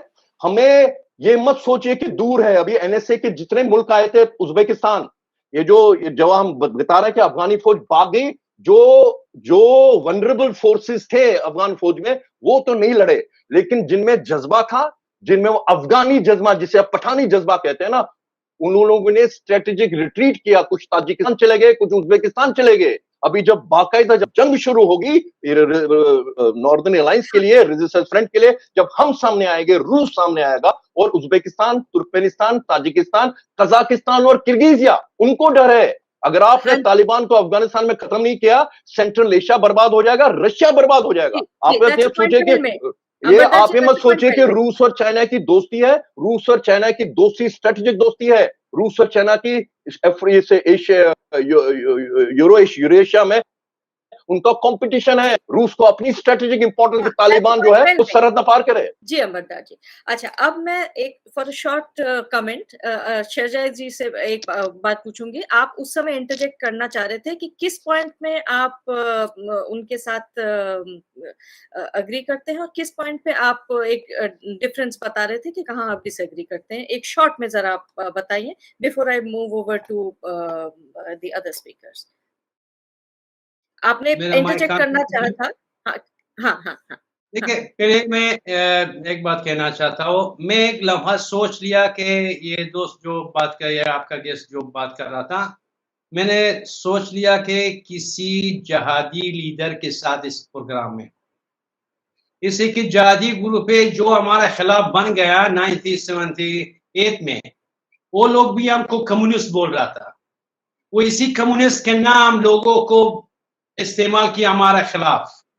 हम कम्युनिस्ट नहीं है। सुने, मैं सोचा कि आप कोई जहादी लीडर है, आप कम्युनिस्ट आप लड़ाई शुरू किया। देखो, हर दुनिया में, हर मुल्क में जो पॉलिटिकल पार्टी है, पॉलिटिकल पार्टी के अंदर इख्तलाफ है, ये जाहिर सी बात है। इंडिया में भी है। वही हम बोले, हमने वही बोला, इख्तलाफात थे और वो एग्रेशन थे, उसमें आपस में झगड़े हुए हैं। ये आप ये भूलते हैं क्या? वहां पे दो कम्युनिस्ट पार्टी के बीच में दो हिस्से हो गए थे। वो आपस में, मुझे ये आपको बताना चाहता हूं, आपस में उन्होंने मिलिट्री फाइट्स किए, एक दूसरे को मारा उन्होंने वहां पे। शहजाद जी, अमरदास जी, ये पॉलिटिकल आइडियोलॉजिकल लाइंस को छोड़ के हम कुछ स्ट्रेटेजिक बात कर रहे हैं। बिल्कुल बिल्कुल। नहीं, मैं बैकग्राउंड दिखा रहा था कि कैसे इस्लाम के नाम पे आम अफगानी को इन्वीगल किया गया, मोबिलाइज किया गया। मैं वो जो अभी हम नजरअंदाज कर रहे थे, इस्लाम के नाम पे, वहां पे, हाँ, जिहाद के नाम पे, दुनिया भर के वहां पे सूडान से लेके, जैसे जनरल सर बता रहे थे, वो अफगानिस्तानी जिनके साथ उन्होंने किश्तवाड़ में एनकाउंटर किए हैं, उन खाली वो अफगानी नहीं थे, सूडान के थे, चेचनिया थे कश्मीर के अंदर। 25 से 30 हजार लोग at a time foreign jihadist थे जो अफगानिस्तान का स्पिलओवर था हमारे कश्मीर के अंदर। इस्लाम के नाम पे अफगानिस्तान के लोगों को इन्वीगल किया गया। आज तारीख में वही हो रहा है। लेकिन जो पश्तून, जो आप समझते हैं, जो उन्होंने 90% बता रहे हैं, इनके साथ हैं, क्योंकि 90% पश्तून जो है अपने आप को अभी भी पश्तून मानता है। ये जो तालिबान है, चंद लोग हैं, लेकिन जो इस्लामिक स्फीयर है, सब एग्री करते हैं। जी बिल्कुल, इस पॉइंट पे सब एग्री करते हैं। लेट्स इस पॉइंट को इसी पे छोड़ देते हैं, पॉलिटिकल आइडियोलॉजिकल लाइंस पे ना जाके अब हम स्ट्रेटेजिक पॉइंट पे आते हैं। तो एक पॉइंट जहां पर जनरल सर ने छोड़ दिया था, बख्शी सर, अभी भी इस बात पे मुझे क्लैरिटी नहीं है। मुझे लगता है बहुत सारे इंडियंस भी जानना चाहेंगे that how mentally prepared is the Indian government अभी फिलहाल, कि जो अभी अफगानिस्तान में सिचुएशन है उसको हम अपने इंटरेस्ट में वो करें। हम क्या अभी भी पुसी फुटिंग कर रहे हैं कि हमारे पास कोई कंक्रीट प्लान्स हैं? आपको क्या लगता है कि what is the mental preparedness of this government? And I think ये जवाब आप एक हायर पर्सपेक्टिव से आप दे पाएंगे कि आपको क्या लगता है कि what is the I mean कितना वो लोग इसको अप्रिशिएट करने की, इसकी अपॉर्चुनिटीज, अप्रिशिएट सिचुएशन की अपॉर्चुनिटीज को अप्रिशिएट करने की पोजीशन में है ये प्रेजेंट गवर्नमेंट हमारी? मैं एक दोस्त एक बार एक सलाह देता हूँ। एक बार अफगानिस्तान के तारीख में पढ़े कि कभी अफगानिस्तान के तारीख में कम्युनिस्ट पार्टी नहीं था। पार्टियों के अंदर पॉलिटिक्स इख्तिलाफ है, कभी लड़ाई नहीं था। सब अफगानिस्तान के बारे में पता है। इन बेचारों को इतना नहीं समझ नहीं आ रहा है कि अमेरिका 50 साल पहले चाहता था कि अफगानिस्तान के ऊपर अटैक करे। अमेरिका या किसी लड़ाई करने की इजाजत नहीं दिया।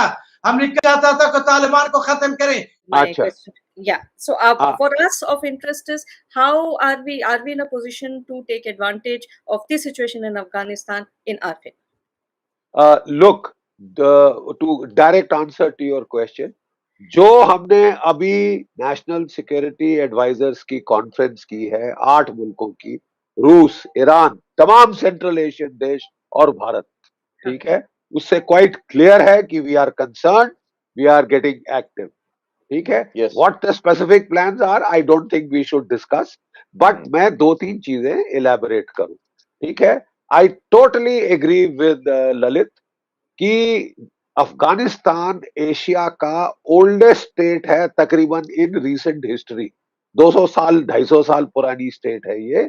इसको तबाह कर दिया है इस्लाम का नाम लेकर, तबाह कर दिया है स्टेट को, इस पे इस्लामिस्ट एक्सट्रीमिज्म थोप के, इस पे आइडियोलॉजी जिहादी थोप के इस देश को तबाह करके पाकिस्तान ने हजम कर लिया है, तकरीबन डिस्ट्रॉय कर दिया है। जितनी तशद्दुद अफगानिस्तान के लोगों को पाकिस्तान की वजह से मिली है, शायद ही किसी दूसरे मुल्क का ऐसा हाल हुआ, ठीक है।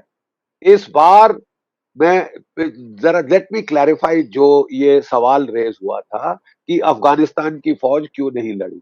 अफगानिस्तान की फौज को पहले हमने एडवाइस किया था, इंडिया ने एडवाइस किया था कि रेगुलर आर्मी की तरह रेस करें, टैंक दें, तोपें दें, जैसे रूसियों ने दी थी, एग्जैक्टली ठीक है, जैसे रूसियों ने दी थी। पाकिस्तान ने अमेरिका से इंटरजेक्ट किया कि नहीं साहब, ये तो हमारे खिलाफ इस्तेमाल करेंगे, तो आप इनको टैंक नहीं देंगे, हैवी वेपन्स नहीं देंगे, लाइट इन्फेंट्री का फोर्स बना दिया जो कि एयर पावर पे डिपेंडेंट था। एयर पावर किसकी थी? यूनाइटेड स्टेट्स की। पहली चीज विड्रॉ करी, वो अपनी एयरफोर्स वहां से हटा ली, सब कुछ हटा लिया, 2500 ट्रूप छोड़ दिए ग्राउंड के ऊपर, ठीक है। और उनके 18,000 सिविलियन कॉन्ट्रैक्टर थे अमेरिकन, जो कि उनके हेलीकॉप्टर, उनके लाइट एयरक्राफ्ट, उनके बीएमपी सीएमपी, उनके आर्मर्ड पर्सनल कैरियर, उनके जो माइन प्रोटेक्टेड व्हीकल चला रहे थे, मेंटेन कर रहे थे, उनको हटा दिया। अफगानिस्तान की फौज को कभी ट्रेन नहीं किया ये इक्विपमेंट मेंटेन करने के लिए। सारे हेलीकॉप्टर तकरीबन ग्राउंड हो गए, सारे लाइट जो फाइटर एयरक्राफ्ट थे पिस्टन इंजन वो ग्राउंड हो गए। ऊपर से उनको बोलना शुरू किया कि भाई हमने तो तालिबान से डील कर ली, तालिबान ने आना ही आना है, अब तुम फैसला कर लो तुम्हें क्या करना। आईएसआई के जो ऑपरेटिव्स थे खूब पैसा लेके, इस बारी चीन का पैसा लेके सारे टॉप कमांडर्स अफगानिस्तान के पास पहुंचे, देखो भाई बातचीत किससे हो रही है? हमसे हो रही है, तालिबान से हो रही है, तुमको तो अमेरिकन डंप करके चले गए, ठीक है साहब।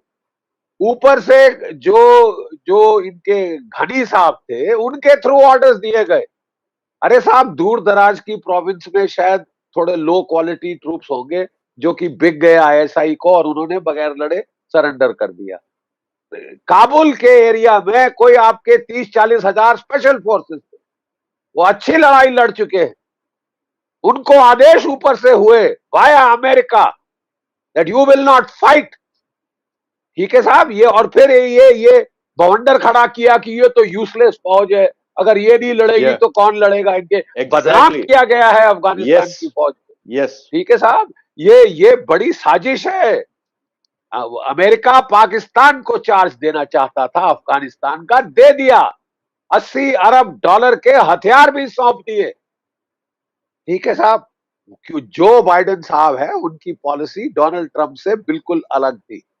वो जब वाइस प्रेसिडेंट थे वो पाकिस्तान आए थे, वो निशान हैदर, क्या जो है हाईएस्ट सिविलियन अवार्ड, निशान हैदर तो मिलिट्री अवार्ड है, निशान पाकिस्तान, निशान पाकिस्तान उनको दिया गया, और तब से वो बिक गए हैं तकरीबन पाकिस्तान को। बेटा उनका चीन में ट्रेडिंग करता है, कंपनी चीन के पैसे से खोल रखी है। तो साहब उनके तो सोच ही अलग। जैसे ही वो प्रेसिडेंसी में आए, he told his commanders, don't fuck around with me, ये एग्जैक्ट वर्ड्स हैं, I want out of Afghanistan। क्योंकि जब ओबामा साहब प्रेसिडेंट थे वो भी अपने ट्रूप्स निकालना चाहते थे। अमेरिकी कमांडर्स ने उनको बोला सर इससे बहुत नुकसान होगा और जाने के पहले हमको स्टेबलाइज करना होगा। निकलने के बजाय ओबामा के टाइम में सर्ज हुई थी, 80,000 से कोई 1,20,30 हजार अमेरिकी फौजी वहां पहुंच गए कि जाने के पहले एक अच्छा मुक्का मार के जाएं ताकि जाते टाइम कोई कष्ट ना हो, ठीक है। तब वाइस प्रेसिडेंट जो थे जो बाइडन, उन्होंने बड़ा स्ट्रांगली एडवाइस किया था ओबामा को कि नहीं नहीं मत सुनो फौज की, मत सुनो फौज की। जब ओसामा बिन लादेन को मारने का ऑपरेशन होना था, ऑपरेशन नेपच्यून, उसकी डिस्कशन हो रही थी, बाइडन साहब ने कहा डोंट डू दिस, तुम मारे जाओगे। ये तो ओबामा ने रिस्क लिया और कर दिया। जैसे ही ये वाइस प्रेसिडेंट साहब प्रेसिडेंट बने हैं, इन्होंने पहले तो फौज को ऐसी डांट डपट लगाई कि डांट, मैं, वो भी पुराने फौजी हैं, वियतनाम में कैदी रह चुके हैं, ठीक है साहब, उन्होंने डांट डपट लगाई कि you bloody well will do what I am saying. अब भाई अब फौज को हुक्म पे चलना होता है, वो प्रेसिडेंट की अवहेलना नहीं कर सकते। 2,500 ट्रूप्स को पहले निकाला, फिर पता चला कि साहब सिविलियंस निकालने हैं, फ्रेंडली अफगान निकालने हैं, 7,500 ट्रूप वापस भेजे। ये तो साहब वहां पे हो रहा है केओस। 7,500 ट्रूप वापस भेजे, काबुल का पेरीमीटर, तालिबान पे डिपेंड हो गए, हमको निकालो, पाकिस्तान पे डिपेंड हो गए, हमको निकालो। और जहां पाकिस्तान पे फिर डिपेंड हो गए, हिंदुस्तान को हुक्म मिला कि तुम पाकिस्तान को नहीं छेड़ो, बिल्कुल ऑपरेशन बंद, सीज फायर दो, गले लगा लो, क्रिकेट खेलो, तुमसे बड़ा दोस्त कोई नहीं है। हाँ तुम्हारे लोग मर रहे हैं, वो तो बेवकूफ है, हिंदुस्तानी कुत्ते हैं, क्या फर्क पड़ता है, कुत्ते बिल्ली मर गए तो कोई फर्क पड़ता है? What nonsense. 11 तो हमारे सिविलियंस मारे जा चुके हैं, 9 से ज्यादा, सॉरी 9 सिविलियन मारे जा चुके हैं, 11-12 तक अभी तक हमारे जो जो रिन्यूड फाइटिंग है, हमारे फौजी मारे जा चुके हैं। एसएसजी के वो तालिबान के भेस में इन्फिल्ट्रेट कर चुका है, क्योंकि हमने सीज फायर दे दिया साहब, हथियार डाल के तकरीबन बिठा दिया हमारी फौज को भी कि जो कुछ होता आने दो, अब तो पाकिस्तान से प्यार और मोहब्बत होगी, क्रिकेट होगा, मुशायरे होंगे। एनएसए को टॉक्स में बुलाया, उसने भी आने से मना कर दिया।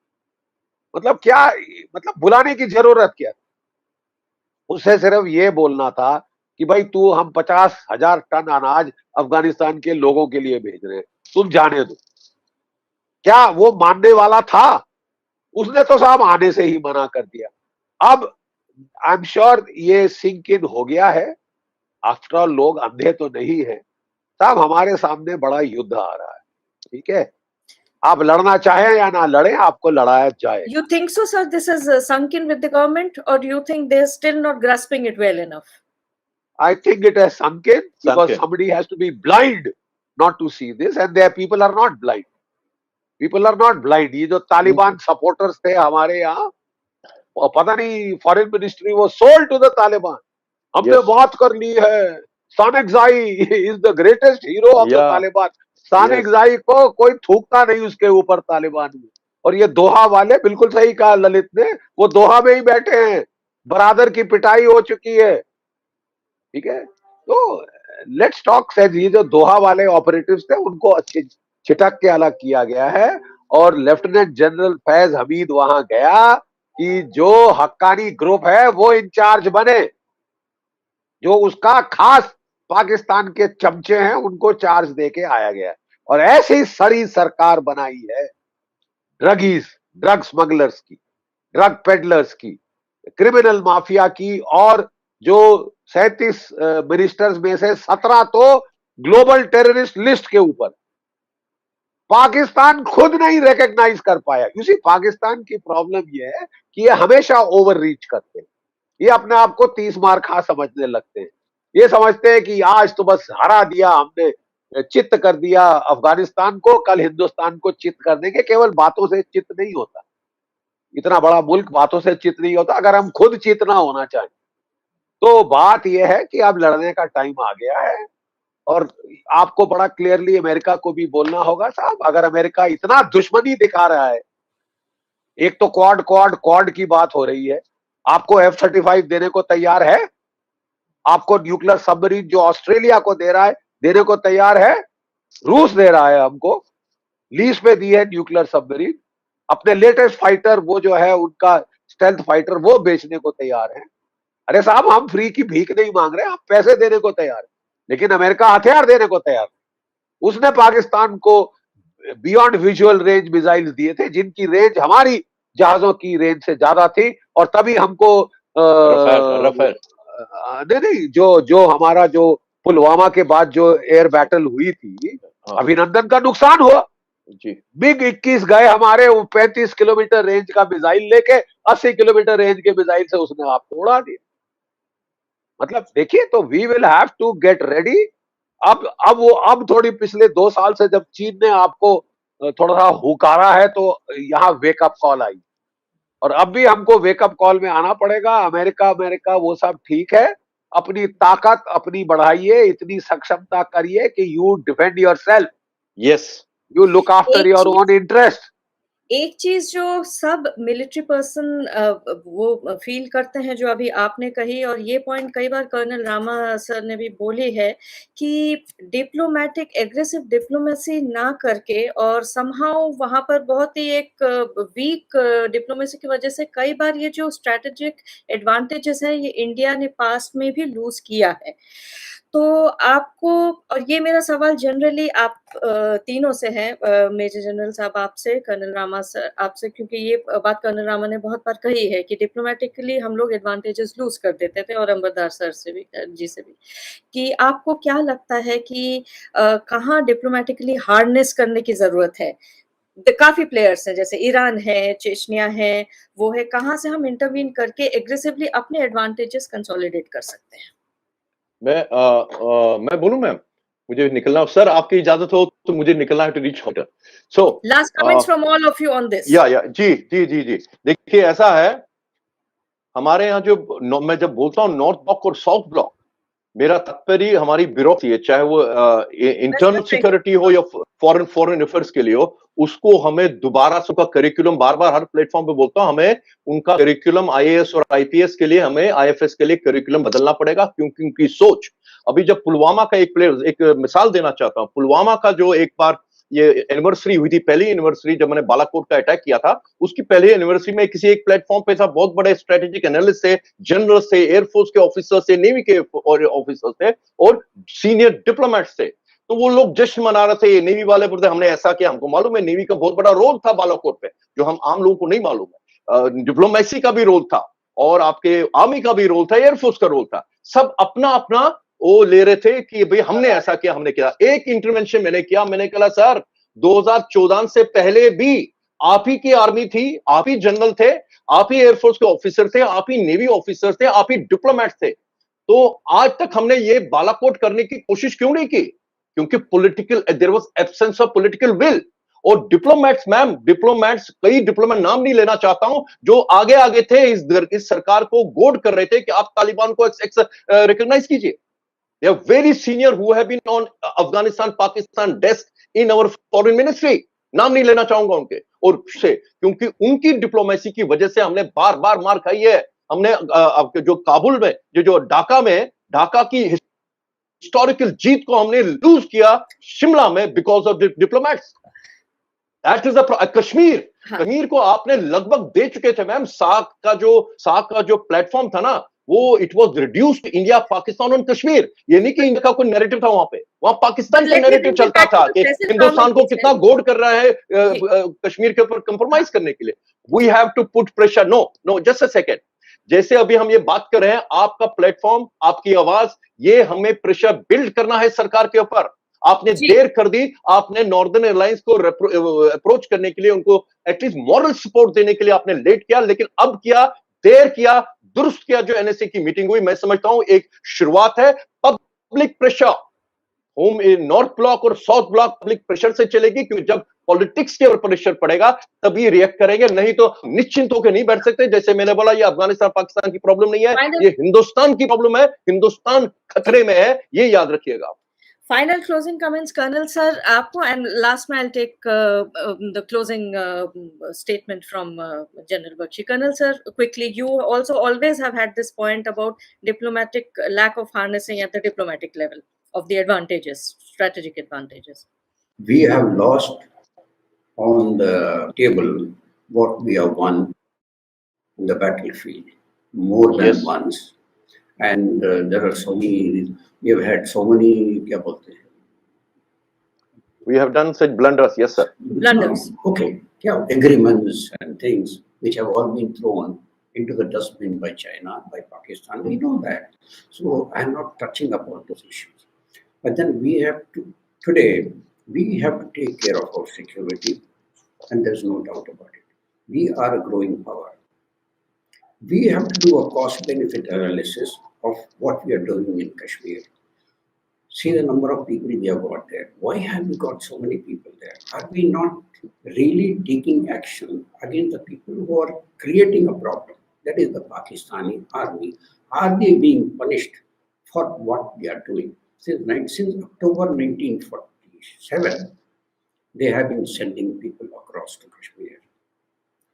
And today, how many years have passed? 70 years have passed. And they're continuing to do that. And they're going to do that from Afghanistan. People are going to come via Pakistan to Kashmir and down below.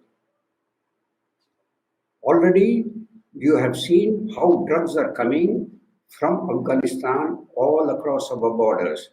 Punjab is literally a gone case. So it is not a simple affair of taking care of only people who are coming across the border as terrorists. Much more. You got to take it. And so far as diplomacy is concerned, look, we have to take care that people in Afghanistan have to be, what do you call, thoda chabi dena chahiye. Please stand up again for yourself. We will help you, but you have got to stand up for yourself. We can't give a clean sheet to the Afghan army ki unko all mil gaya to sab bhage. How can we do that? We got to tell how do we tell the Pakistan Afghanis army guys who have been trained, who had weapons? We have to tell them, sorry, you got to stand up for yourself, and then we will help you. We are here to help you, but you got to stand up for yourself.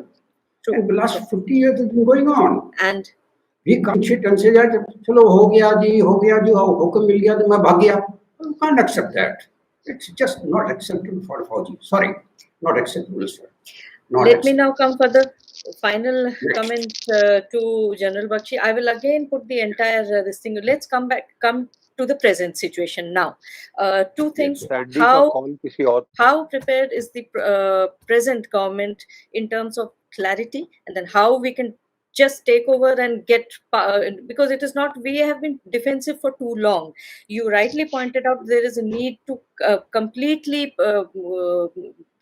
measure all our advantages and take control of the situation for our own security, because a spillover of the situation is almost understood. So how prepared is the government? Do you see this particular, and I'm talking only about this particular government, let's forget about the past. Do you see this government mentally, whether they're in that mind frame or not, to aggressively, to proactively take charge? The very fact, I reiterate, the very fact that the NSS conference has been held with Russia, with Iran, with each and every Central Asian country, especially Tajikistan, Uzbekistan, Kyrgyzstan, etc., which border Afghanistan's north, and of course Iran. That is a very, very clear-cut step, a very wise step, very timely step. In fact, it was getting overdue.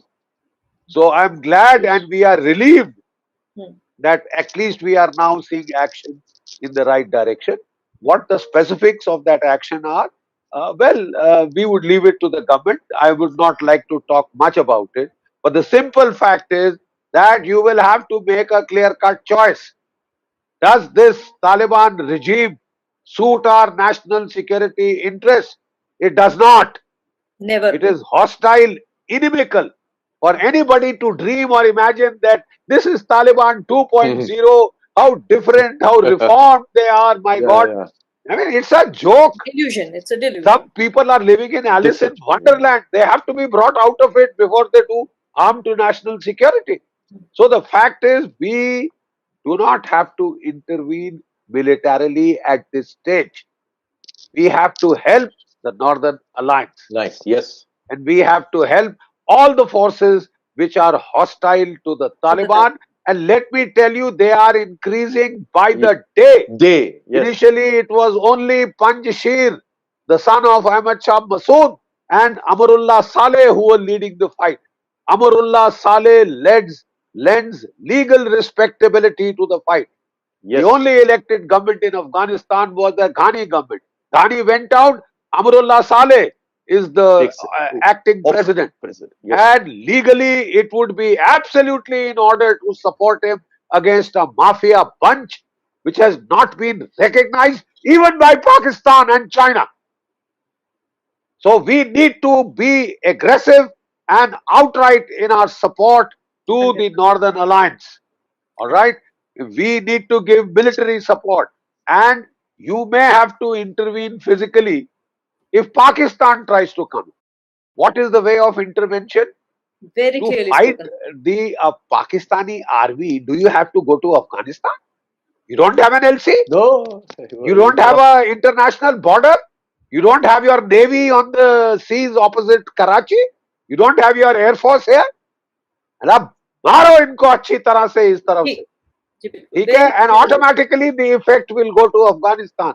We will see how 11 Corps is then free to intervene in Afghanistan. Yes. And if Pakistan still insists on interfering militarily, then we should go to the UN, have a UN Security Council, sanction a force, pay for that force, and as part of that force, via Iran, via Tajikistan, we can enter in the final stages to give the decisive blow. So our choices and possibilities are many, sir. The possibilities are many. Yes. There are hundreds of possibilities. But you have to summon up the will, clear-cut plan. You can't be woolly-headed. Oh, we will love the Taliban, make love to the Taliban and win them over. My foot you will win them over.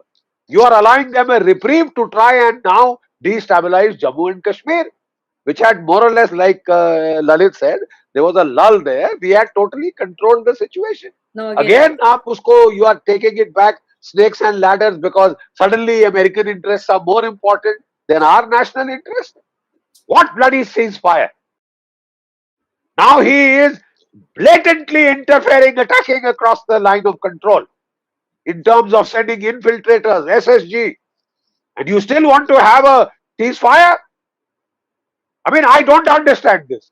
Therefore, now I'm glad this conference has been held. I'm sure there has been the government has seen through what is happening, because we will have to act. इसके पहले कि पानी sir के ऊपर चढ़ जाए, and don't react, act. Be proactive, attack across, fight across. Why do you have to fight in your own territory? Yes, sir. This is the limit. Why should the Panipat syndrome continue forever and ever? सारी लड़ाई दिल्ली से 150 kilometre दूर होगी क्योंकि खुला मैदान है पानीपत में.